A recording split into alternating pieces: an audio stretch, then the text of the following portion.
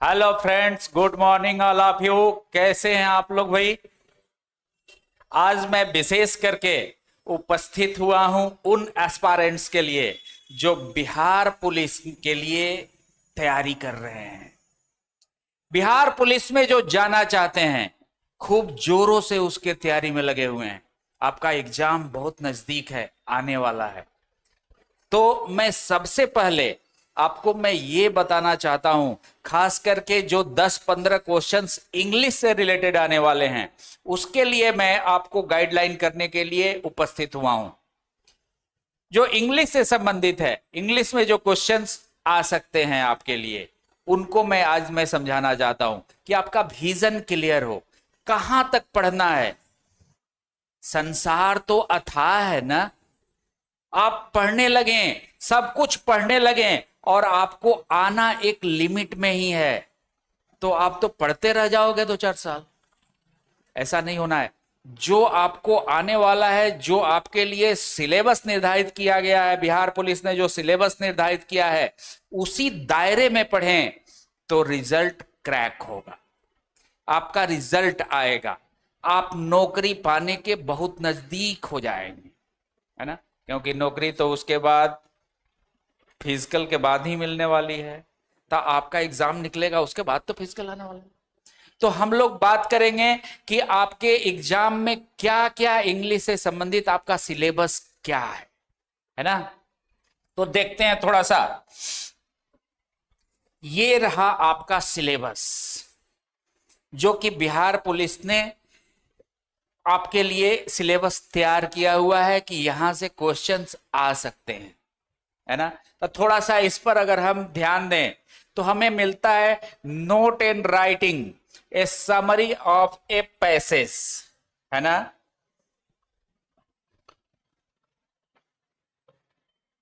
तो यहां पे writing a summary of a passage, आपको एक समरी पैसेज मिल सकता है, उसका सारांश लिखा जाना चाहिए। तो वो भी आपको डिस्क्रिप्टिव, चूंकि एग्जाम नहीं है, आपका एग्जाम ऑब्जेक्टिव है, तो समरी भी ऑप्शन के रूप में आ सकता है। छोटा एक पैसेज मिलेगा, उस पैसेज के हिसाब से उसका समरी दिया हुआ आ सकता है ऑप्शन के रूप में, एक एक लाइन का समरी। उस समरी को आपको ध्यान से, जो पैसेज को सबसे पहले पढ़ेंगे, और उसका सारांश क्या हो सकता है, भाव तो निकालने आता है ना। मैं बताऊंगा आपको 2-4 पैसेज को सॉल्व करके, मैं बताऊंगा कि समरी कैसे बनता है, सारांश कैसे बनता है, उस पैसेज में कहना क्या चाह रहा है, कहना क्या चाह रहा है, उसका कहने का मकसद क्या है, उसी को समरी कहा जाता है। तो वो आपको ऑब्जेक्टिव में लाइन के रूप में आएगा, ऑप्शन के रूप में। उसमें से उसको आपके जो जो सबसे सटीक होगा समरी, उसको आपको टिक लगाना होगा। तो ये आपका पहला जो हो जाएगा कि समरी ऑफ ए पैसेज, है ना। पैसेज का समरी आपको टिक करना। फिर दूसरा कर रहा है comprehension of unused factual imaginative passage. कैसा पैसेज भाई? अनसीन, देखा हुआ नहीं हो, इमेजिनेटिव हो, काल्पनिक हो, ऐसे पैसेज को कंप्रीहेंशन, समझना थोड़ा सा। उस समझ के आधार पर ऐसा पैसेज भी रहेगा, उसको समझ करके, समझने के आधार पर भी आपको ऑप्शन के रूप में लाइन मिलेंगे कि वो जो बेहतर क्या आपने समझा उस पैसेज से, और उसको समझ के जो बेहतर, जो टैली करता है उस पैसेज से, जो बिल्कुल रिलेटेड है, उस ऑप्शन को आपको टिक करना होगा। दोनों करीब करीब मिलता जुलता ही चीज है, परेशान होने की जरूरत नहीं है। यहां से एक क्वेश्चन ही दोनों में से बन सकते हैं। सबसे बड़ा पार्ट है ग्रामेटिकल आइटम्स एंड स्ट्रक्चर, है ना। ये आपको शॉर्ट में ही, एक लाइन में ही बेसिकली लिख दिया है, लेकिन है बहुत बड़ा पार्ट। पूरे पार्ट्स ऑफ स्पीच को संजो करके, पूरे ग्रामर पार्ट को, वर्ड वाले पार्ट को, वन वर्ड सब्स्टिट्यूशन वाले पार्ट को, साइनोनिम्स एंटोनिम्स वाले पार्ट को, फ्रेज वगैरह के पार्ट को, सारे पार्ट को यहीं पर सजो दिया है, इसी के अंतर सजो दिया है। तो सबसे मेजर पार्ट जो इस सिलेबस में है वो यही होने वाला है आपके लिए, है ना, जिसको हम लोग सबसे अंत में डिस्कस करेंगे कि उसके तहत आपको क्या क्या पढ़ना पड़ेगा। आगे अगर हम चलें, free composition on familiar contemporary issues, आपको ऐसा भी इशू आ सकता है, इश्यूज आ सकते हैं जो अभी समकालीन हो, जो अभी देश में दुनिया में जो चीजें चल रही हैं उसके संबंध में क्या क्या एक कहानी के रूप में आ सकता है। जैसे अभी इशू चल रहा है देश में मणिपुर का इशू है, रशिया यूक्रेन का युद्ध का इशू है, ये सब नए कंटेम्पोररी इशू है, समकालीन इशू हैं। तो इन इशू के संबंध में भी आपके समझ के आधार पर आपको क्वेश्चन दिया जा सकता है ऑब्जेक्टिव के रूप में, जिसको आपको टिक करना होगा। तो ये बिल्कुल समझ के आधार पर, समझ पर आधारित ये क्वेश्चंस होते हैं, जो अगर आप कंटेम्पोररी इश्यूज से या फैमिलियर, जो कि हमारे आसपास के हैं, हमारे लिए एकदम फैमिलियर, पारिवारिक जैसा बन गए हैं, हमारे एकदम नजदीक हो गए, हमारे नॉलेज में वो हमेशा रहते हैं, तो यदि ऐसे कंटेम्पोररी इश्यूज से आप यदि रूबरू हैं, उसके बारे में आपकी अच्छी समझ है, अच्छी पकड़ है, आप जानते हैं, तो उसको आप बेहतर समझ पाएंगे और उसके जो ऑप्शन है उसको आप चुन लीजिएगा, कोई परेशानी नहीं होगी वो। तो बेहतर है कि ऐसे पेपर वगैरह का एडिटोरियल जो होता है उसको ध्यान में रखेंगे, जो समकालीन जो चल रहा है दुनिया में, जो इशू चल रहे हैं उस पर ध्यान रखेंगे। आगे हम देखते हैं रीडिंग अब एसे, इंफॉर्मेटिव पीसेस। एसेस भी आपको, एशे को भी आपको पढ़ना पड़ेगा, उसके आधार पर, किसी दिए हुए एशे के आधार पर भी ऑब्जेक्टिव तौर पे आपको क्वेश्चंस आ सकते हैं। यहां से ये भी ऐसा पार्ट है जो ये तीनों पार्ट से कोई एक ही क्वेश्चन रह सकता है, एक अथवा दो क्वेश्चन से ज्यादा यहां से नहीं आ सकते हैं। फिर आ जाता है पोएम्स, यही इसी से रिलेटेड ये भी पार्ट है। ये तीनों चारों जो पार्ट हैं, ग्रामेटिकल आइटम को छोड़ करके, इनमें से एक अथवा दो क्वेश्चन से ज्यादा नहीं रहेंगे, है ना। वेरियस रजिस्टर्स ऑफ इंग्लिश, इसके तहत कुछ विशेष नहीं होने वाला है। Precious of A given passage, है ना, यहां से भी ये भी वही पार्ट है, सिर्फ इसको एक विस्तार दिया है ना। तो यहां पर भी गिवन पैसेज कोई दिया हुआ रहेगा, उस पैसेज के आधार पर आपको ऑब्जेक्टिव क्वेश्चंस मिलेंगे, लाइन में उसका प्रेसिस दिया हुआ रहेगा, उसको पैसेज को बढ़िया से पढ़ करके, उसको समझ करके उस क्वेश्चन को बनाना रहता है, जो मैं अभ्यास आपको कराऊंगा। 2-4-10 पैसेज पर मैं अभ्यास आपको कराऊंगा, तो आपको समझ में आ जाएगा कि पैसेज का समरी कैसे निकलता है, प्रेसिस कैसे होता है ना, उसका क्वेश्चन आप कैसे निर्धारित करते हैं।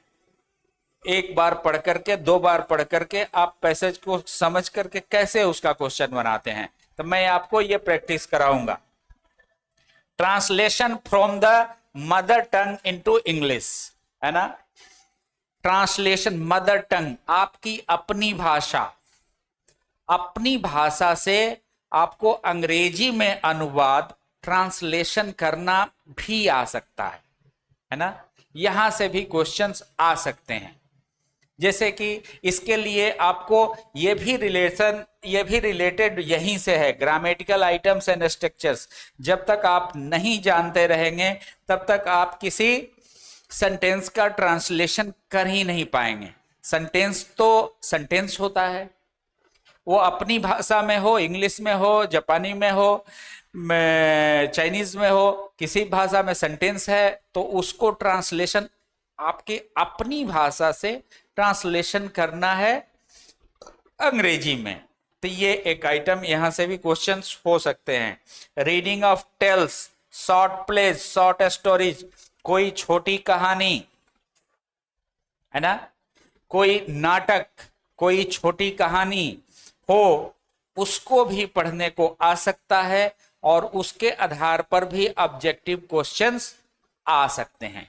जब कहानी को आप पढ़ लेंगे, समझ लेंगे, तो उससे आधारित आपको, जैसे ऑप्शन में आपको 4 लाइन 5 लाइन लिखा हुआ मिल गया कि उस स्टोरी का सारांश क्या है, उस स्टोरी में कौन सा पार्ट या उसके पार्ट के बारे में, उसके कैरेक्टर के बारे में, उसके समरी के बारे में क्वेश्चंस ऑप्शन के रूप में आ सकते हैं, जिसको आपको टिक लगा करके सही करना होता है। ठीक है, तो ये भी बड़ी चीज नहीं है। तो ये भी आइटम इसी से संबंधित है, पैसेज से ही संबंधित है, उसी तरीके से वो भी होता है। तो इन सारे चीजों को मैं बारी बारी से आपको प्रैक्टिस कराऊंगा। अब मैं वहां पे आना चाहता हूं जो आपका मेजर पार्ट है, जिसके बारे में अगर आप नहीं जानेंगे तो आप इन सारे चीजों को भी अंततः नहीं कर पाते हैं अच्छी तरीके से। तब मैं उसको हाईलाइट करना चाहता हूं, ग्रामेटिकल आइटम्स एंड स्ट्रक्चर्स, है ना। तो इसको हम लोग अगर देखेंगे, मैं बात कर रहा था कि आपके लिए सिलेबस में जो ग्रामेटिकल आइटम्स दिए हुए हैं उनको हम लोग थोड़ा सा देख लें, है ना, उनको हम लोग उस पर हम लोग फोकस करते हैं। तो बात हो रही थी कि उसके तहत जो पार्ट्स ऑफ स्पीच है उसके तहत सबसे पहले आना होगा। तो पार्ट्स ऑफ स्पीच में पहले आ जाता है नाउन, है ना। तो नाउन में, नाउन को भी पूरा आप पढ़ोगे, पढ़ना तो चाहिए, पढ़ना तो जरूरी है, लेकिन पूरा अगर आप पढ़ोगे एसएससी लेवल वाला तो आपको काफी समय लग जाएगा, समझने में थोड़ा सा परेशानी होगी। मुझे दायरा मिला है कि शॉर्ट में आपको बता देना, है ना। तो यहां पर पूरे नाउन, नाउन के लिए कहा जाता है नंबर, पर्सन, जेंडर, केस, ये बसते नाउन के देश, है ना। नंबर, पर्सन, जेंडर और केस, तो उसमें जो नाउन के साथ नंबर है, प्राय चैप्टर इसी के नाम से भी जाना जाता है, नाउन एंड नंबर। तो यहां पर नाउन से संबंधित आपको नाउन एंड नंबर पर फोकस करना होगा। क्वेश्चन यहां से आपको एक बन सकते हैं, ठीक है। फिर अगले चैप्टर में आ जाओ तो आ जाता है पार्ट्स ऑफ स्पीच का दूसरा चैप्टर, प्रोनाउन, यानी कि नाउन हर जगह इस्तेमाल हो नहीं सकता है, तो उसके जगह पर राजा क्या हर जगह जाता है क्या लड़ाई करने? एक अपना, जब वो पुराने होने लगता है तो अपने स्थान पर एक युवराज को रख देता है कि वो आपके बारे में डीलिंग आपका वो थोड़ा बहुत करेगा, बाहर में जाकर के लड़ाई भी जाकर करेगा, है ना। तो प्रोनाउन, जो नाउन के बदले में शब्द का प्रयोग किया जाएगा उसे प्रोनाउन कहते हैं। प्रोनाउन चैप्टर में भी हम लोग उन चीजों को देखेंगे जो आपके लिए बहुत बहुत बहुत जरूरी है। जैसे यहां पे पर्सन का मामला प्रोनाउन में ज्यादातर हम उठाएंगे, पर्सन यहां से आ जाएगा। केस चैप्टर भी प्रोनाउन से संबंधित ज्यादा होता है, यहां पर भी हम लोग देख लेंगे।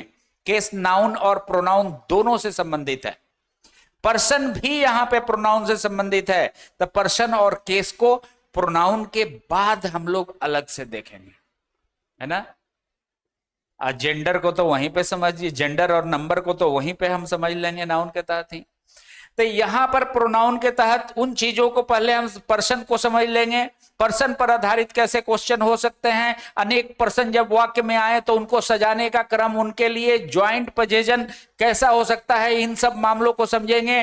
फिर बहुत बहुत इंपॉर्टेंट आपके लिए हो जाता है इनडेफिनिट प्रोनाउन, बहुत बहुत इंपॉर्टेंट हो जाता है आपके लिए रिलेटिव प्रोनाउन, और उससे भी सबसे ज्यादा इंपॉर्टेंट हो जाता है आपके लिए डिस्ट्रीब्यूटिव प्रोनाउन, जहां से 1 से 2 क्वेश्चंस आपके लिए आ सकते हैं, आते हैं। तो यहां प्रोनाउन से भी एक क्वेश्चन आपको आ सकते हैं। फिर अगला चैप्टर आपके लिए आ जाता है एडजेक्टिव, है ना।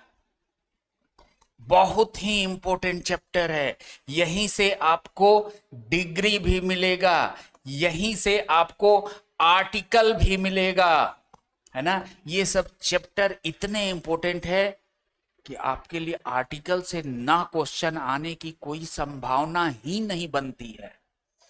आर्टिकल से निश्चित रूप से आपको 1 से 2 क्वेश्चन आना ही आना है।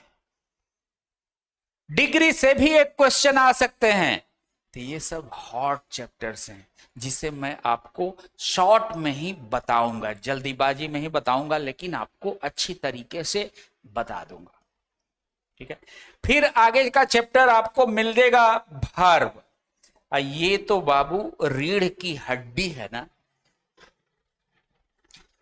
किसी भी भाषा का किसी भी ये में काम जो होता है, वर्क जो होता है, एक्शन जो होता है, वो तो रीढ़ की हड्डी होती है। इसके बगैर तो पत्ता नहीं हिलेगा। बिना काम का तो पत्ता नहीं हिलता है, तिनका नहीं इधर से उधर हो सकता है। तो काम रहेगा, उसी के इधर उधर कोई भी और भी पार्ट्स ऑफ स्पीच रहेंगे। काम रहेगा तभी उसको करने वाला रहेगा, तभी उसको भुगतने वाला रहेगा। यानी नाउन प्रोनाउन दाहिने बाएं भी काम रहेगा तभी होगा ना। काम रहेगा तभी उसकी क्वालिटी भी दर्शाया जा सकता है। तो सारे पार्ट्स ऑफ स्पीच तो इर्द गिर्द काम के ही, वर्ब के ही इर्द गिर्द गुजरते हैं। तो वर्ब चैप्टर हम देखेंगे। अब वर्ब चैप्टर बड़ा ही व्यापक है, यहां से तमाम क्वेश्चन आपको आने वाले हैं। तो इसके तहत हम 8-9 चैप्टर को देखेंगे, शॉर्ट में ही देखेंगे। जल्दी में आपको सारे चैप्टर के बारे में हम बताएंगे। वर्ब के अंतर्गत ही finite verb, non finite verb, auxiliary verb, main verb क्या होता है, एक्सिलरी वर्ब क्या होता है, फिनाइट नन फिनाइट क्या होता है, इन सारे वर्ब के प्रकार को बताएंगे। इसी के अंतर्गत हम सिंटैक्स को भी बताएंगे कि वाक्यों की संरचना कैसे बनती है ना, उसके बारे में भी बताएंगे। इसी चैप्टर के अंतर्गत हम टाइम एंड टेंस भी बताएंगे, टाइम एंड टेंस भी बताएंगे। इसी चैप्टर के अंतर्गत हम लोग वॉइस भी पढ़ेंगे, जो आपको मिल जाएगा चैनल पर। आपको तमाम वीडियोस मेरे मिल जाएंगे जिसमें बखूबी आपको बताया हुआ है। तो टाइम एंड टेंस वॉइस में मिल जाएंगे। नरेशन भी इसी चैप्टर के अंतर्गत आपको मिल जाएंगे। फिर जीरंड भी मिल जाएंगे, फिर इन्फिनेटिव भी मिल जाएंगे, फिर पार्टिसिपल भी मिल जाएंगे, है ना। ये सारे क्वेश्चन टैग मिल जाएंगे। तो ये सारे चैप्टर आपको इसके अंतर्गत ये जो टाइम एंड टेंस से क्वेश्चन आपको एक आ सकता है, वॉइस से एक क्वेश्चन समझ लो आएगा ही, नरेशन से एक क्वेश्चन आपको आएगा ही। ये सब क्वेश्चंस आने वाले हैं, एक एक क्वेश्चंस आने वाले हैं, चाहे कॉमन एरर के रूप में आए या डायरेक्ट बनाने के लिए आए, एक क्वेश्चन यहां से बनते हैं। ठीक है, फिर आगे आ जाएं एडवर्ब। तो एडवर्ब के बारे में बहुत कुछ तो नहीं, लेकिन एडवर्ब का प्रयोग किसके लिए होता है उतना आपको इसके बारे में जानकारी अवश्य दी जाएगी, है ना। जानकारी लेना भी आवश्यक है, इसका यूजेस कैसे होता है, इसके संबंध में क्वेश्चंस कैसे आ सकते हैं, है ना। फिर इसके बाद अगर हम बढ़ें प्रीपोजिशन, ये पार्ट आपके लिए बहुत अनिवार्य हो जाएगा, बहुत ही अनिवार्य हो जाएगा ये पार्ट आपके लिए कि प्रीपोजिशन का कहां कहां किस शब्द के साथ कौन सा प्रीपोजिशन आता है। प्रीपोजिशन जो कि पोजीशन को बताता है, हमने पहले भी बताया हुआ है अपने तमाम वीडियोस में कि प्रीपोजिशन पोजीशन को बताता है। कोई वस्तु अगर है यहां पे, मैंने ये इस वस्तु को, इस पेन को रख दिया, इस मार्कर को अगर मैंने यहां पे रखा, इसकी पोजीशन बतानी है, कौन बताएगा, कौन बताएगा ये कहां है। तो इसको बताना पड़ेगा ना, ऑन माई पाम, है ना। उसके पाम के ऊपर है, हथेली के ऊपर है, ये प्रीपोजिशन से ही पता चल रहा है ना कि ऑन है। मेरा पोजीशन अगर बताना है तो अगर कहो कि मैं कहां हूं, तब मैं ऑन द स्टेज हूं, स्टेज के ऊपर खड़ा हूं। बेलो द फैन, पंखे के नीचे खड़ा हूं। और मेरा पोजीशन क्या हो सकता है? इन द रूम, रूम के अंदर हूं, है ना। तो ये पोजीशन प्रीपोजिशन बताता है और इससे संबंधित एक क्वेश्चन बिल्कुल बनता है और आएगा ही। ठीक है, मेरा ऑब्जर्वेशन है कि एक क्वेश्चन यहां से आएगा ही। फिर आगे का चैप्टर देंगे कंजंक्शन। कंजंक्शन का उपयोग बहुत ही जरूरी है। कंजंक्शन का मतलब होता है दो शब्दों को जोड़ने वाला, या फिर दो वाक्यों को जोड़ने वाला, दो फ्रेज को जोड़ने वाला हो सकता है। जो जोड़ता है वाक्यों को, शब्दों को, उसे कंजक्ट यानी कंजंक्शन कहा जाता है। जोड़ने वाले शब्द कंजंक्शन होते हैं। तो वो शब्द कौन कौन से हो सकते हैं, उनका उसमें से 2-4-10 शब्द ऐसे हैं जो बड़े इंपॉर्टेंट हैं। वो सिंटेक्स के तहत ही उनके लिए भी हम बना देंगे, आपको बता देंगे, उनका प्रयोग हम बता देंगे कि उनके साथ वर्ब का कैसा इस्तेमाल होता है। तो हम वहां पे चर्चा कर देंगे। ओके। उसके बाद पार्ट्स ऑफ स्पीच का अंतिम भाग इंटरजेक्शन। यहाँ पर कुछ विशेष आपको क्वेश्चन नहीं आने वाला है। यहाँ पर आपको दर्शाया जाता है जो चिन्ह वगैरह होता है वो सब इंटरजेक्शन के तहत वहां पे आ जाते हैं। वहां से आपको क्वेश्चन, मुझे मेरा ऑब्जर्वेशन है कि नहीं होने वाला है, इसलिए सिलेबस को बहुत ज्यादा बड़ा नहीं करना। यहीं पर ग्रामेटिकल आइटम्स के तहत ही अगर हम बात करें, अलग से नहीं दिया हुआ है, लेकिन अगर हम बात करें तो यहीं से आपको तैयारी ये भी रखना होगा कि ग्रामर अगर 50% है, कमांड करता है, तो आपको वर्ड पर भी कमांड रखना पड़ेगा। यानी कि साइनोनिम्स और एंटोनिम से संबंधित क्वेश्चंस आपके सामने एक एक आएंगे ही आएंगे, है ना। उसके बाद वन ऑफ सब्स्टिट्यूशन से भी क्वेश्चन एक आपके सामने आ सकते हैं। उसके बाद फ्रेज, है ना, इडियम्स एंड फ्रेज से भी क्वेश्चन आपके सामने एक आ सकते हैं। तो वर्ड और जो रिलेटेड मेरा जैसा बेहतर ऑब्जर्वेशन है उसके अनुसार मैं उन वर्ड को, वन वर्ड सब्स्टिट्यूशन को, फ्रेज को आपके सामने पीडीएफ के माध्यम से मैं लाऊंगा, जिस पर आपको कमांड करना होगा, ध्यान में रखना होगा। बहुत वर्ड को मैं बिल्कुल समझा करके आपको विविध तरीके से आपके दिमाग में बैठाने की भी कोशिश करूंगा और आपको भी मेरे साथ मेहनत करके उसको अपने दिमाग में बैठाना होगा, है ना। और उसके बाद हम लोग उन सारे पैसेज को भी देखें। तो आज मैं चाहता हूं कि नाउन पर मेरे वीडियोस ऑलरेडी पड़े हुए हैं, है ना। तो उसके अलावा मैं आज चाहता हूं कि एडजेक्टिव से संबंधित और उसमें भी आर्टिकल, है ना, से संबंधित क्वेश्चन कैसे हो सकते हैं, आर्टिकल का प्रयोग कैसे होता है, आर्टिकल होता क्या है, इस चीज के बारे में मैं आज आपको फोकस करना चाहता हूं आज के क्लास में। और मैं ये पक्का कहता हूं कि यहां से क्वेश्चन आपको एक आने ही वाला है। तो हम लोग एक क्वेश्चन को एकदम अपना बना लेते हैं, आर्टिकल को हम लोग समझ लेते हैं। ओके, देखते हैं आर्टिकल। आर्टिकल आर्टिकल होता क्या है, सबसे बड़ी बात है। सबसे पहले यह जरूरी होता है, बहुत लोग कंफ्यूज होते हैं कि आर्टिकल होता क्या है, आर्टिकल आना किसके लिए है, प्रयोग किसके लिए होता है। सबसे बड़ी तो बात यह है कि आर्टिकल प्रयोग किसके लिए होता है।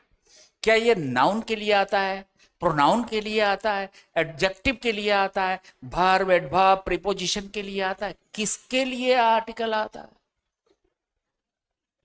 तो आप सबसे पहले यह समझ लें कि आर्टिकल या तो एडजेक्टिव है या फिर डिटरमाइनर है।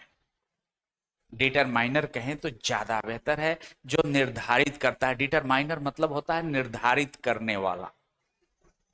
क्या निर्धारित करता है? किसके गुण दोष को बताता है? किससे संबंधित है ये? तो आप जान जाएं, आर्टिकल का पूरा पूरा संबंध, 100% संबंध यदि किसी चीज से है तो वो नाउन से है ना। यदि नाउन नहीं है तो आर्टिकल की कोई आवश्यकता नहीं है। इसका पूरा पूरा संबंध नाउन से है ना। और डिटरमाइनर के तहत ये नाउन को डिटरमाइन करता है, नाउन को ये निर्धारित करता है कि वो नाउन कैसा है ना। तो आप डिफिनेशन के तौर पे कह सकते हो, आर्टिकल इज ए डिटरमाइनर और एडजेक्टिव। या तो ये डिटरमाइनर है या फिर एक एडजेक्टिव है ना। तो इसको अगर नाउन को डिटरमाइन करना है तो किस तरीके से होगा? अगर हम यहां आगे देखें तो आर्टिकल को दो भागों में हम बांट करके पढ़ सकते हैं। आर्टिकल को हम दो भागों में बांट सकते हैं। एक तो ऐसा आर्टिकल जो कि अनिश्चित प्रकार के नाउन को डिटरमाइन करता है, जिसको हम इनडेफिनिट आर्टिकल कहते हैं। इनडेफिनिट मतलब अनिश्चित। क्या अनिश्चित? नाउन जो कि अनिश्चित प्रकार के नाउन को डिटरमाइन करता है वो इनडेफिनिट आर्टिकल है, और जो नाउन को निश्चित बनाता है वो डेफिनिट आर्टिकल है। तो आर्टिकल को हम दो भागों में अगर बांट दिए तो क्या हो गया? इनडेफिनिट आर्टिकल और दूसरा डेफिनिट आर्टिकल, है ना। इनडेफिनिट आर्टिकल के तहत आ जाएगा ए और एन, है ना। और डेफिनिट आर्टिकल के तहत आ जाता है द। तो अगर ओवरऑल अगर हम देखें तो आर्टिकल होता है ए, एन और दी। ये तीन आर्टिकल हमारे सामने होते हैं, जो तीनों को दो भागों में बांट करके पढ़ा जाता है। यहीं से हम समझेंगे कि कहां पर इनडेफिनिट आर्टिकल लगेगा, कहां पर डेफिनिट आर्टिकल लगेगा, है ना। इसी चीज को समझने का नाम पूरे आपको आर्टिकल चैप्टर। आर्टिकल चैप्टर की खासियत ही यही है कि इसी चीज को हमें करना है कि नाउन डेफिनिट है या इनडेफिनिट है। मैं फिर बोल रहा हूं कि नाउन डेफिनिट है या इनडेफिनिट है। यदि सेंटेंस में नाउन नहीं है तो आर्टिकल का कोई स्थान नहीं है, चाहे वो डेफिनिट हो चाहे इनडेफिनिट हो। ये आर्टिकल नाउन का मुकुट है, ये नाउन के साथ चलता है, नाउन के सर पे उसकी शोभा बढ़ाता है। राजा ही नहीं रहेगा तो मुकुट कौन पहनेगा, है ना। तो ये राजा की मुकुट है ना। तो इसी को अगर हम देखें, सबसे पहले अगर हम बात करें कि इनडेफिनिट आर्टिकल का प्रयोग कहां होता है ना, और कैसे होता है, इसमें भी बटा हुआ है ए और एन, है ना। कहां पर ए लगेगा, कहां पर एन लगेगा। सबसे पहली बात तो आएगी कि इनडेफिनिट आर्टिकल का प्रयोग कहां होता है। तो मैं बता दूं बउआ कि जैसा कि इस नाम से ही लग रहा है इनडेफिनिट, डेफिनिट मतलब निश्चित और इन लग गया, इसका मतलब अनिश्चित। है ना। तो जब नाउन कोई अनिश्चित हो, किसी नाउन को अनिश्चित बनाकर पेश करना हो, तो उसमें इनडेफिनिट आर्टिकल लग जाएगा। इनडेफिनिट आर्टिकल लगा दें, है ना, तो वो पता चल जाएगा अगले को कि नाउन निश्चित है या अनिश्चित है। सबसे पहली नंबर बात तो ये आएगी कि अगर लगा हुआ है आर्टिकल ए अथवा एन किसी नाउन में, इसका मतलब है कि वो नाउन अनिश्चित है, डेफिनिट नहीं है, इनडेफिनिट है। अब उसके बाद समस्या दूसरे नंबर पे आती है कि ए लगाएं अथवा एन लगाएं। कहां पर ए लगेगा, कहां पर एन लगेगा। मैंने अपने पिछले वीडियोस में कई बार बताया हुआ है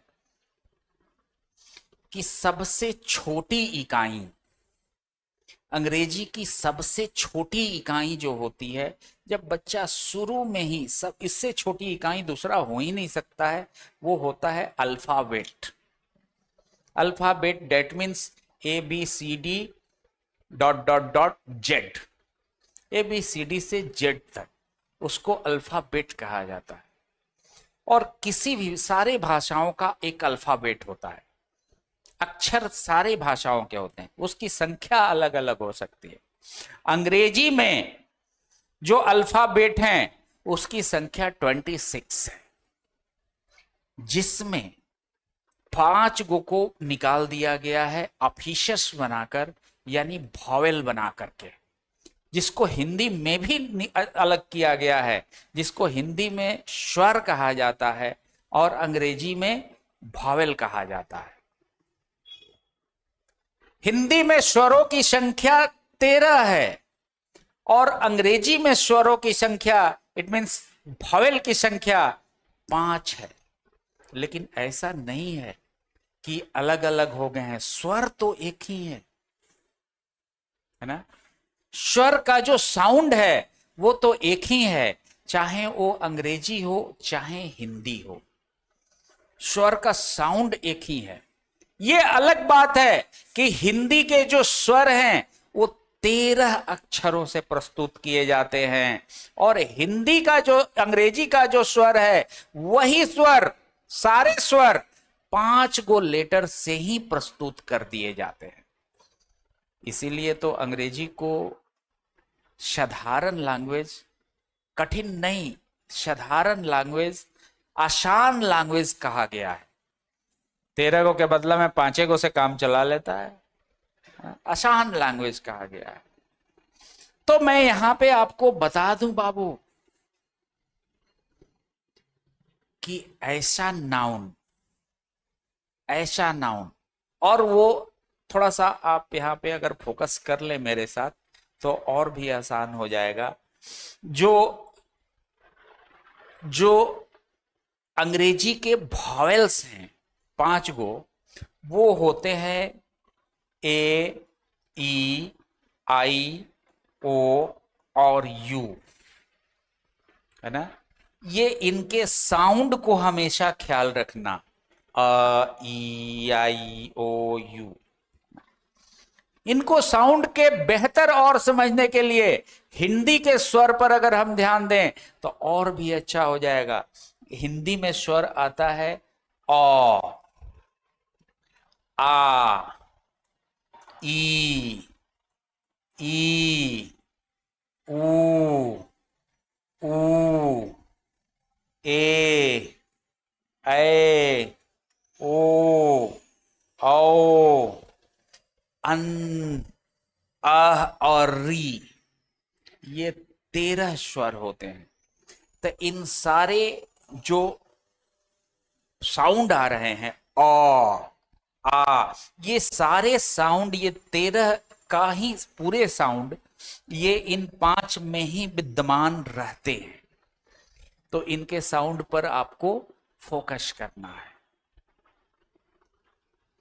सेंटेंस में मैं फिर एक बात बता दूं कि साधारण किसी सेंटेंस का जो स्ट्रक्चर होता है वो subject plus verb plus object का होता है। साधारण सेंटेंस का ये स्ट्रक्चर होता है। बीच में यहां पे वर्ब होता है जिसकी मैंने चर्चा किया, वर्ब दैट मीन्स काम। एकदम मैं अभी नहीं जा रहा हूं कि वर्ब पर आप जाइए, वर्ब कोई तोप है ये समझने की जरूरत नहीं है। अति साधारण भाषा में अगर समझे, लैटिन भाषा है वर्ब, उस भाषा का इंग्लिश होता है एक्शन, उस भाषा का वर्ब का हिंदी होता है क्रिया। क्रिया दैट मीन्स काम, है ना।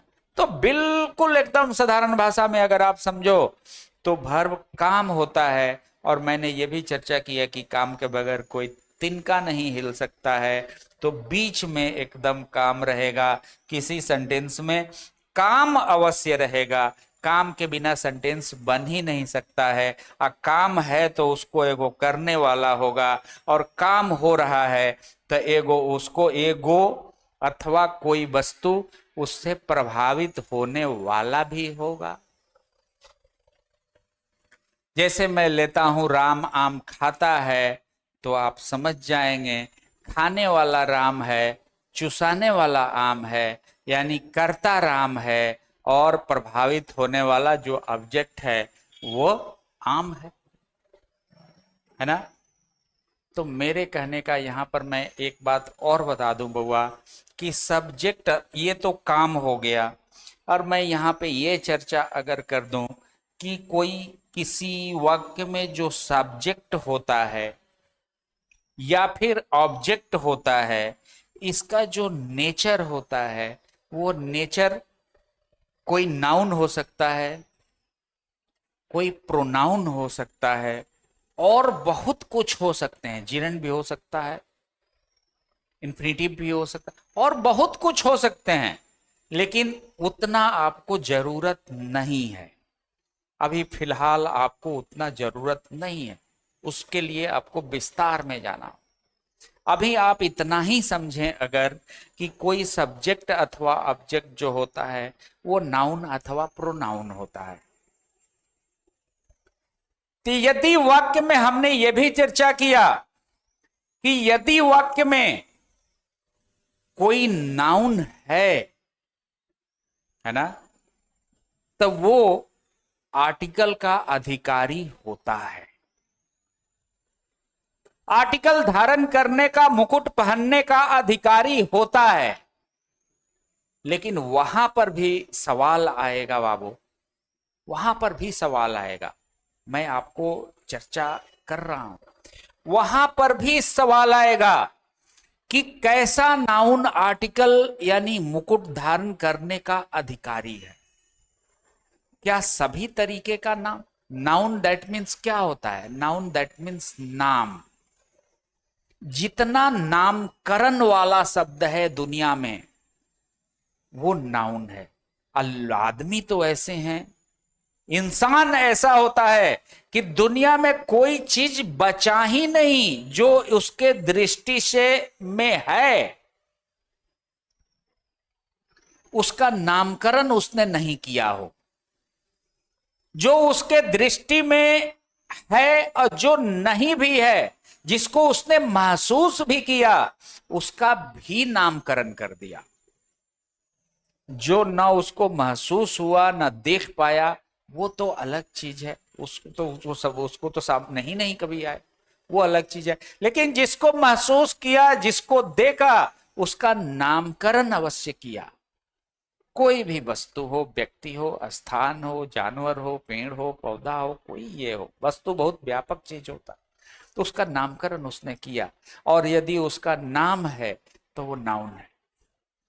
तो इन सारे नाउन क्या एक ही तरीके के हैं, एक ही नेचर के हैं?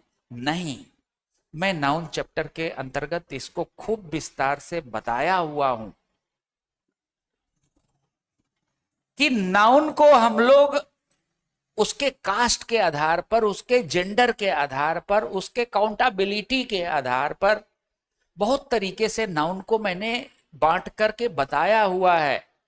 और फिर तुमको शॉर्ट ये में बताऊंगा सामने ला करके।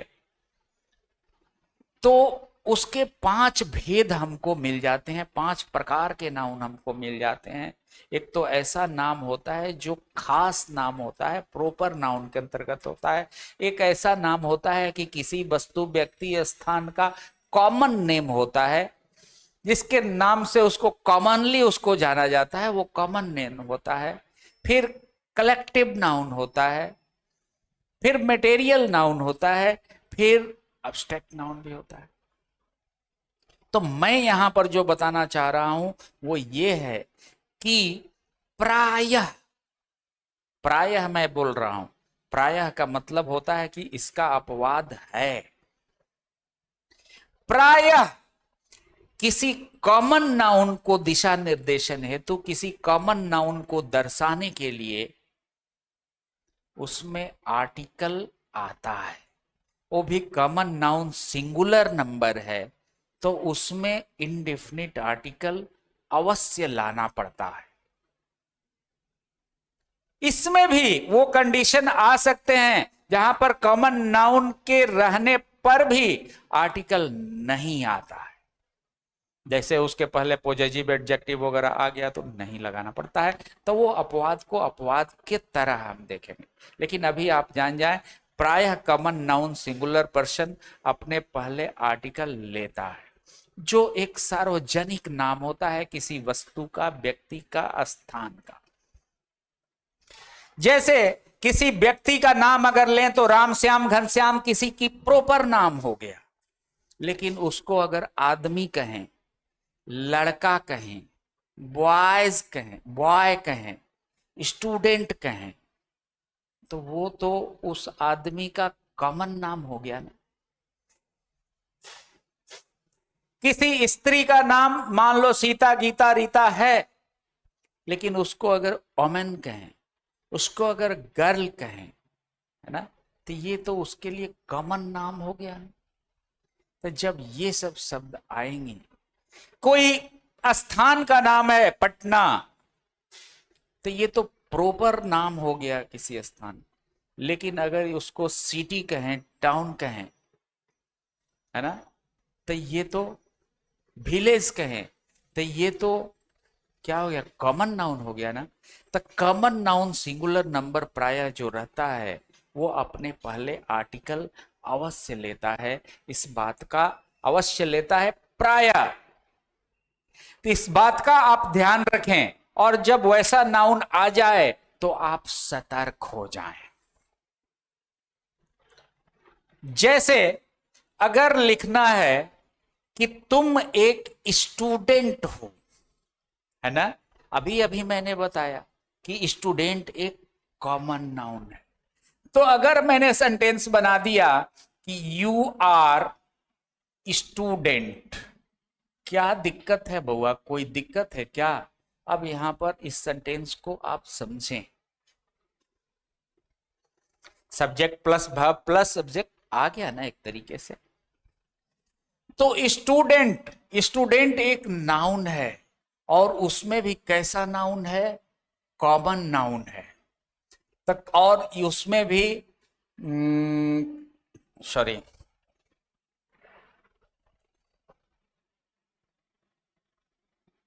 कॉमन नाउन है, उसमें भी कैसा है, सिंगुलर है।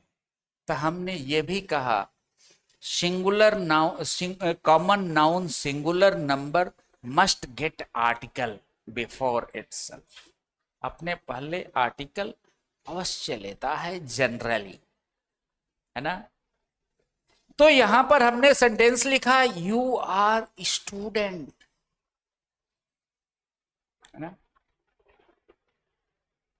तो यहां पे वो क्या हो जाएगा, हो जाना चाहिए। यहां पर थोड़ा सा देख लो, नाम भी अगर यहां पे हम कर दें तब भी देखो, आओ देखते हैं, नाम लिख दिए यहां पे राम, यहां पे आपको आ गया इज, है ना, राम इज स्टूडेंट, राम विद्यार्थी है। तो क्या सही हो जाएगा? सेंटेंस आपका गलत हो गया, क्योंकि रूल्स कहता है कि कॉमन नाउन सिंगुलर नंबर प्राय अपने पहले आर्टिकल अवश्य लेगा। हिंदी में चाहे एक शब्द रहे या चाहे ना रहे, अंग्रेजी में आर्टिकल देना पड़ेगा, तो आपका सही सेंटेंस बनेगा राम इज ए स्टूडेंट। अब बारी आती है, एक और एग्जाम्पल देख ले, उसके बाद बताता हूं। ही इज बॉय, वह लड़का है। तो क्या सेंटेंस सही है? अभी तक तो गलत हो जाएगा, क्योंकि बॉय एक कॉमन नाउन है, a common noun singular number है, तो इसे आर्टिकल देना ही पड़ेगा। तो यहां पर आपको लगाना पड़ेगा ही इज ए बॉय, है ना। तो यहां पे अब आपको समझना ये होगा कि क्यों, कैसे, है ना, क्यों यहां पे ए ही लगा। ही इज ए, इस बॉय से पहले ए ही क्यों लिखा, स्टूडेंट से पहले ए ही क्यों लिखा? क्योंकि हमने तो चर्चा किया था कि इनडेफिनिट यहां पर बॉय, देखें ध्यान दें, वह लड़का है, कोई अनिश्चित लड़का, कोई निश्चित मैं नहीं कर रहा हूं कि वो लड़का यही है या कौन सा लड़का है। अनिश्चित तौर पे पेश किया गया है कि वह लड़का है, तुम लड़का, वह स्टूडेंट है ना। तो अनिश्चित बना करके पेश किया गया है, तो अनिश्चित आर्टिकल देना होगा। तो फिर भी अनिश्चित आर्टिकल तो दो तरीके का होता है। हमने ऊपर में कहा था ए और एन, है ना, ए और एन। तो क्यों यहां पर ए ही लगा, क्यों एन नहीं लगा? आ जाएगा समस्या ना कि क्यों लगा ना। सबसे पहले तो हम ये समझ रहे हैं कि नाउन के लिए ही ये हो सकता है। अगर सेंटेंस ऐसा बन गया, थोड़ा सा ध्यान दें, मैं आपका कंसेप्ट खोल देना चाहता हूं। अगर सेंटेंस ऐसा बन गया, राम इज स्मार्ट, या फिर राम इज ऑनेस्ट, आर्टिकल लगना चाहिए ना बुआ। राम इज ए स्मार्ट या एन ऑनेस्ट हो जाना चाहिए ना। अभी मैं बताऊंगा थोड़े देर में कि क्यों यहां पे एन लगा रहा हूं, क्यों यहां पे ए लगा रहा हूं। इसके विस्तार में हम लोग आगे जाएंगे, लेकिन अभी समझे क्या ये लगाना पड़ेगा ना। आप कहोगे हाँ सर ठीक ही लग रहा है, लेकिन मुझे नहीं लग रहा है कि ये ठीक लग रहा है।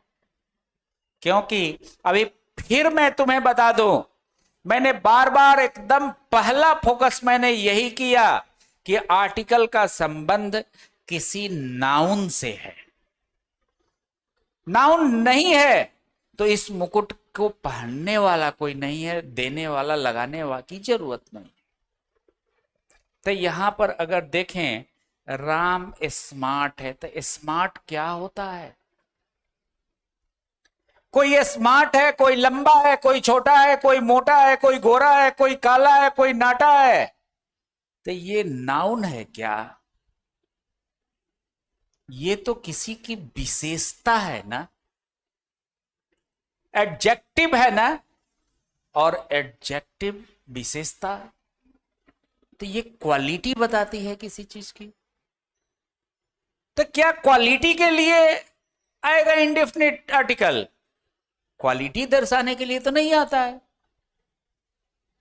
ये तो आता है किसी नाउन को डिफिनिट अथवा इनडेफिनिट बनाने के लिए।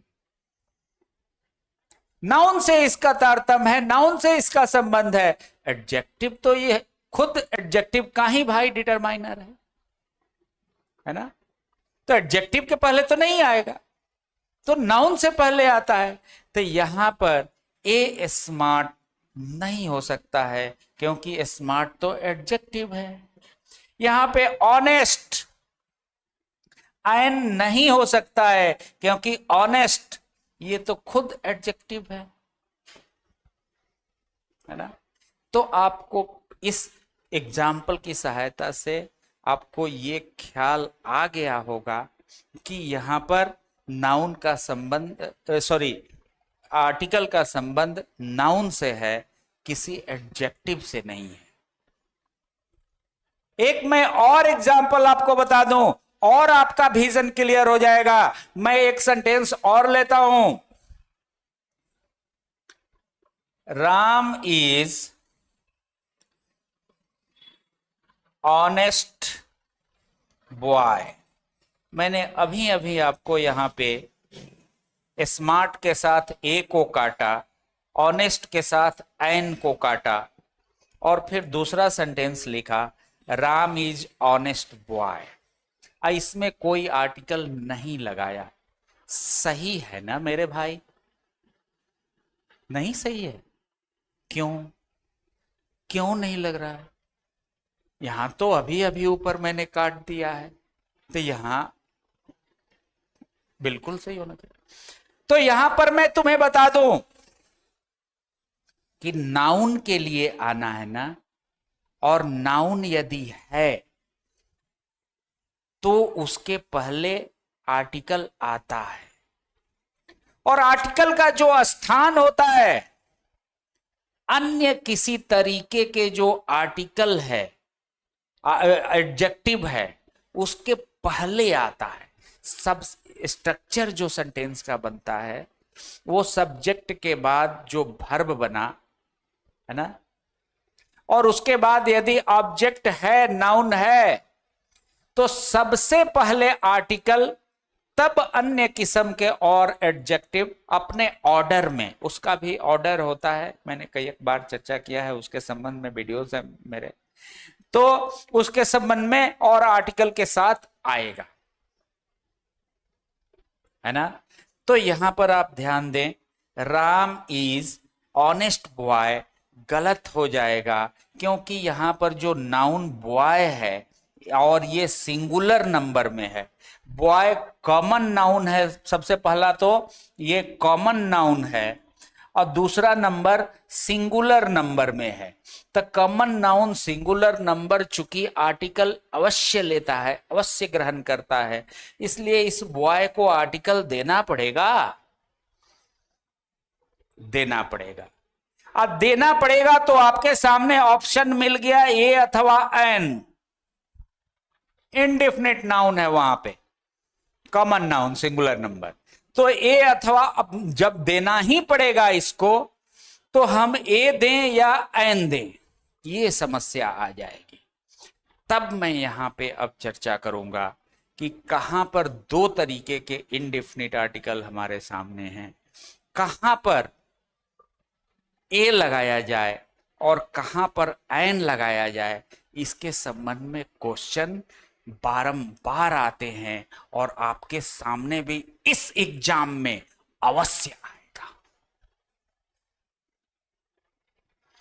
तो फिर मैं यदि वहां पे चलाऊं, थोड़ा सा ध्यान दें, वहां पे चलाऊं कि ऐसा शब्द नाउन का भी वो शब्द हो सकता है, और नाउन से जस्ट पहले आए किसी एडजेक्टिव का भी वो शब्द हो सकता है, अथवा उससे पहले आए किसी एडवर्ब का भी शब्द हो सकता है।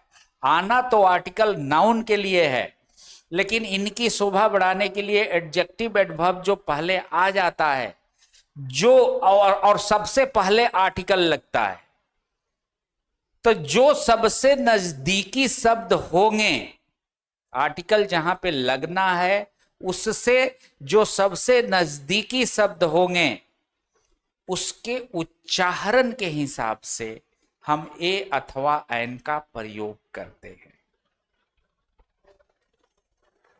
और उच्चारण यदि इस स्वर से उसका उच्चारण होगा, उसका साउंड, उसका उच्चारण का साउंड ईश्वर से होगा, अथवा इसको भी समझ लें, हिंदी भाषियों के लिए ये बेहतर होता है ना। इस वॉवेल से उसका उच्चारण, उसका साउंड यदि आएगा, तब उस शब्द से पहले आप ऐन का प्रयोग करते हैं। और जब उच्चारण का जो साउंड है वो व्यंजन से आएगा, यानी कि वॉवेल में से इन पांचों को निकाल दें, तो जो अल्फाबेट 26 होते हैं और 26 में से 5 को माइनस कर दें तो 21 बचता है, तो उसे कॉन्सोनेंट कहा जाता है और हिंदी में उसे व्यंजन कहा जाता है ना। तो जो व्यंजन साउंड से अगर है वर्ड, तब उससे पहले ए का प्रयोग करते हैं, और वॉवेल साउंड अगर आ रहा है तब उससे पहले एन का प्रयोग करते हैं। तो आते हैं हम लोग, थोड़ा सा देखते हैं यहां पे, अब आगे आ जाएं।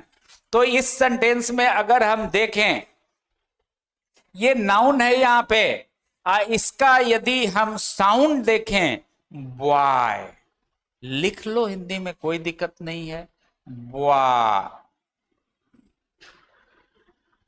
बॉय, है ना। तो इसका अगर साउंड देखें तो ब, कौन सा साउंड है, प फ ब भ, ब वाला, यानी कि व्यंजन साउंड है। बी, ब, ऐसे भी देख लो तो B, A E I O U ना वॉवेल है, बी तो कंसोनेंट है, तो कॉन्सोनेंट वाला साउंड है, तो कॉन्सोनेंट के साउंड के पहले ए लगता है ना। फिर आगे देखें, यहां पे, यहां तो होगा ही नहीं क्योंकि ये एडजेक्टिव है।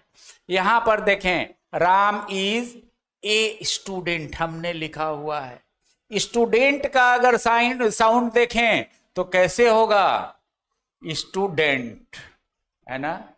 तो ये कहां आता है, स्टूडेंट, आधा स है ना, तो ये व्यंजन से आता है ना, कॉन्सोनेंट से आता है ना, एस, तो कॉन्सोनेंट साउंड है तो ए लगता है, आर्टिकल ए लगता है, तो हमने ए बिल्कुल लगाया हुआ है। यहां पर भी कॉन्सोनेंट साउंड है तो ए लगा है। अब फिर इसी चीज को देखें, यहां पर तो एडजेक्टिव है तो ए लगना ही नहीं था, हमने गलत करार दे दिया है, समझाने के लिए बताया था। अब यहां पर सेंटेंस देखें, राम इज ऑनेस्ट बॉय, पहली नंबर तो ये सेंटेंस अभी गलत है, इसलिए क्योंकि इसमें आर्टिकल नहीं लगा है। इधर बॉय नाउन है, कॉमन नाउन सिंगुलर नंबर है, लेकिन आर्टिकल नहीं लगा है, तो आर्टिकल इसको देना होगा। तब दूसरा नंबर बात आएगी कि ए लगाएं या एन लगाएं, तो यहीं से मामला शुरू हुआ था। तो यहां पर हमने कहा कि नाउन से पहले जो एडजेक्टिव आया हुआ है उसके साउंड के अनुसार वॉवेल लगता है, लगना है नाउन के लिए, ये क्लियर है कि नाउन रहेगा तभी लगेगा। ऊपर आप देख चुके हैं दो दो एग्जाम्पल में, नाउन नहीं है तो आर्टिकल नहीं लगेगा। लेकिन जो नाउन के साथ जो एडजेक्टिव आया हुआ है उसके साउंड के हिसाब से आर्टिकल लगेगा। तो अगर ऑनेस्ट के साउंड को देखें, उसको लिखें अगर ऑनेस्ट, तो इसको पढ़ा जाता है ऑनेस्ट, ऑनेस्ट, है ना, ऑनेस्ट। तो अब यहां पर देख लो, कहां है, ये है ए ई आई ओ यू कहें या आई कहें, ये वॉवेल्स हैं, स्वर हैं, तो स्वर के हिसाब से यहां पर क्या था, ओ आता है ना स्वर में। तो यहां पे ऑनेस्ट के साउंड के हिसाब से क्या होना चाहिए, ऑनेस्ट जब स्वर का साउंड हो, वॉवेल का साउंड हो, तब उसके साथ एन लगता है ना। तो यहां पर आपका ऑप्शन होना चाहिए an. Ram is an honest boy. ये एन बेसिकली आया है इस बॉय के लिए ही, लेकिन साउंड यूज करेगा उसके नजदीकी जो आर्टिकल है या फिर कोई और हो सकता है उसके अनुसार। जैसे मैं और एक आध एग्जाम्पल आपके लिए ले दूं।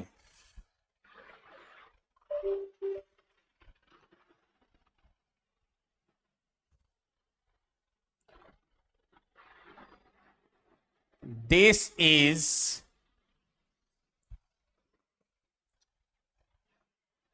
important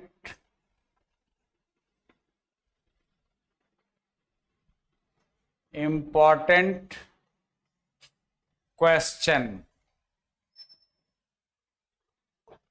for me,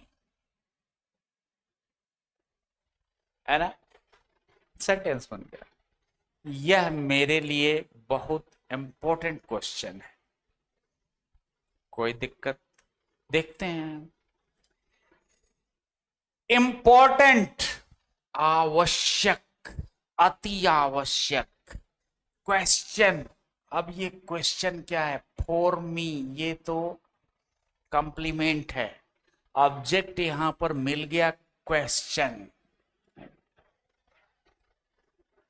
प्रश्न ऑब्जेक्ट है, नाउन है, कॉमन नाउन है, सिंगुलर नंबर है ना, सिंगुलर नंबर है। अपने पहले आर्टिकल लेगा, बिना आर्टिकल के नहीं आ सकता, तो आर्टिकल देना पड़ेगा ना। तो आर्टिकल इनको देना है, तो क्वेश्चन के लिए हमें आर्टिकल यहां पे लाना है। लेकिन वो आर्टिकल साउंड किसका इस्तेमाल करेगा, साउंड प्रयोग करना पड़ेगा। इंपोर्टेंट के साउंड के हिसाब से यहां पे आर्टिकल ए अथवा एन में से चूज करना होगा। यदि इंपोर्टेंट का साउंड जो है, प्रोनाउंसिएशन का उसका साउंड जो है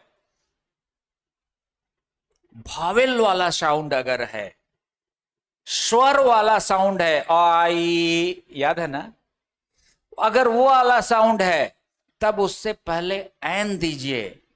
और अगर कॉन्सोनेंट वाला साउंड है, व्यंजन वाला साउंड है, कखा कका अंगा पापा बाबा चाचा जाजा टाटा दादा इत्यादि, यारा लावा, तो ये साउंड अगर है तब उसके पहले ए लगाइए। तो इंपोर्टेंट कैसा साउंड है भैया, इंपॉर्टेंट है ना, इंपॉर्टेंट। तो ई से शुरू है ना, यानी कि स्वर वाला साउंड है, वॉवेल वाला साउंड है। तो वॉवेल वाला साउंड है तो एन लगाना पड़ेगा, तो यहां पर एन हो जाएगा। और इसी क्वेश्चन में मैं आपको एक बात और बता दूं,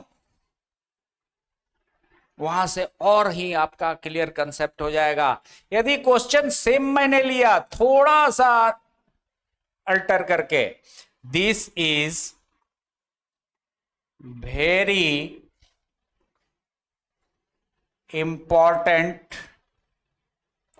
क्वेश्चन, यह बहुत आवश्यक क्वेश्चन है फॉर मी, कोई दिक्कत है। यहां पर भी नाउन तो है ना, यहां पे ऑब्जेक्ट है लेकिन है तो नाउन, तो ये तो और सिंगुलर नंबर में है, डेट मीन्स आएगा, आर्टिकल आएगा, लगाना पड़ेगा। तो अब समस्या आती है कि यहां पर इस क्वेश्चन के लिए आर्टिकल हमें देना है, फिर मैंने चर्चा की थी ए और एन में से ही हमें देना है आर्टिकल। फिर मैंने बारंबार इस बात को बताया कि उस नाउन से पहले जो एडजेक्टिव एडवर्ब आया हुआ है उसके साउंड के हिसाब से आर्टिकल लगाना। आर्टिकल आएगा नाउन के लिए, लेकिन जो उसके नजदीकी शब्द रहेंगे उसके प्रोनाउंसिएशन के हिसाब से आएगा। तो यहां पर उसके नजदीकी कौन से हैं? भेरी। इसको अगर लिख के देखो, भ, भे और री। कहां पर आता है भ? प, फ, ब, भ, है ना। तो प, फ, ब, भ, या अंग्रेजी के कंसोनेंट से देखें तो बी, एच, भ, बी से शुरू होता है। तो इसका जो उच्चारण है, प्रोनाउंसिएशन है, वो व्यंजन साउंड है, कॉन्सोनेंट साउंड है। कॉन्सोनेंट साउंड के लिए ए का प्रयोग होता है, वॉवेल साउंड के लिए एन आता है।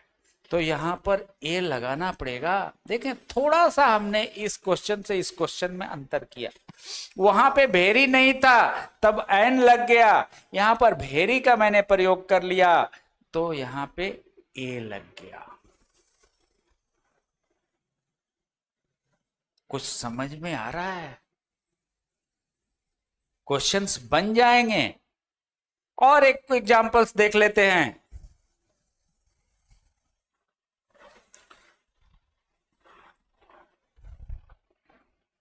He is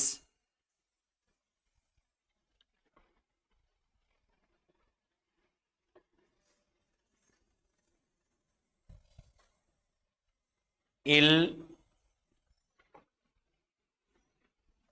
boy। देखें तो बुआ, नाउन है ना, आना है, आर्टिकल तो आना है। तो आर्टिकल इस बॉय के लिए क्या आना चाहिए? आर्टिकल आना चाहिए, लेकिन इस इल के उच्चारण के अनुसार आना चाहिए। तो ये क्या हो जाना चाहिए? हो जाना चाहिए। तो यहां पर आप ख्याल रखेंगे कि जब वॉवेल साउंड आए उच्चारण में तब आप एन लगाएं, जब कॉन्सोनेंट साउंड आए तब आप ए का प्रयोग करें। ये बहुत बहुत इंपॉर्टेंट है, ठीक है। इसके अलावा ये भी आप जान जाएं, मैं आपको एग्जाम के व्यू से और बड़ा इंपॉर्टेंट एक नोट बता देना चाहता हूं कि यदि सतर्क हो जाएंगे, माइजर,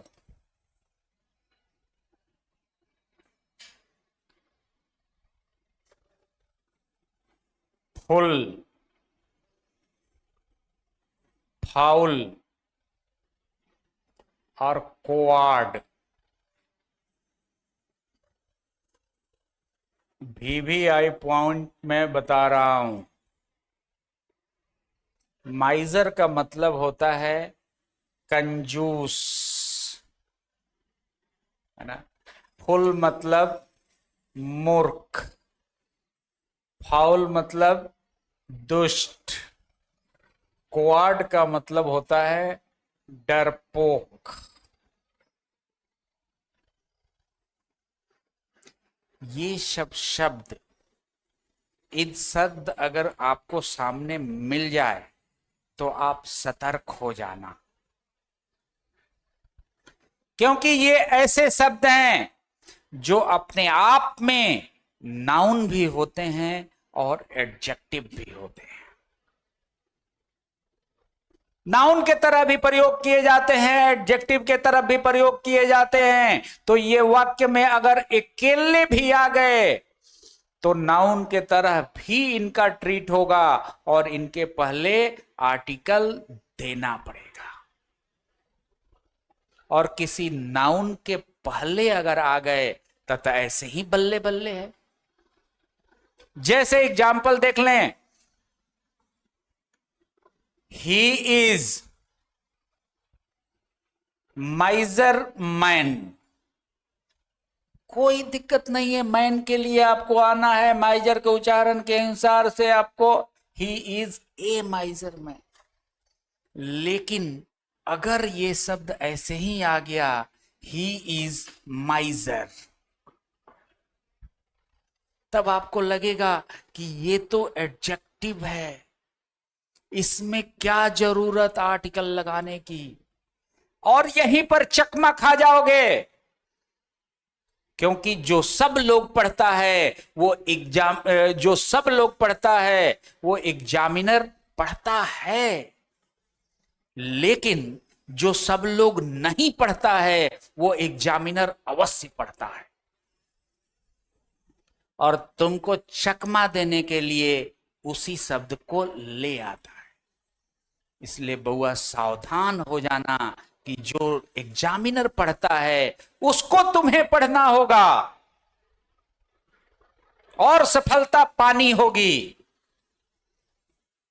करोगे ना ऐसा? बिल्कुल।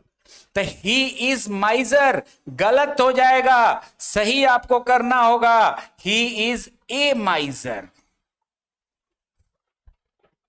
है ना? क्योंकि ये माइजर नाउन भी है और एडजेक्टिव भी है, दोनों होता है। तो अकेले में है तो उसको नाउन की तरह भी ट्रीट किया जाता है। और क्वेश्चन आ सकते हैं। ओके, तो आप इस बात को ख्याल रखेंगे। डेफिनेट आर्टिकल के बारे में हम अगले क्लास में बताएंगे।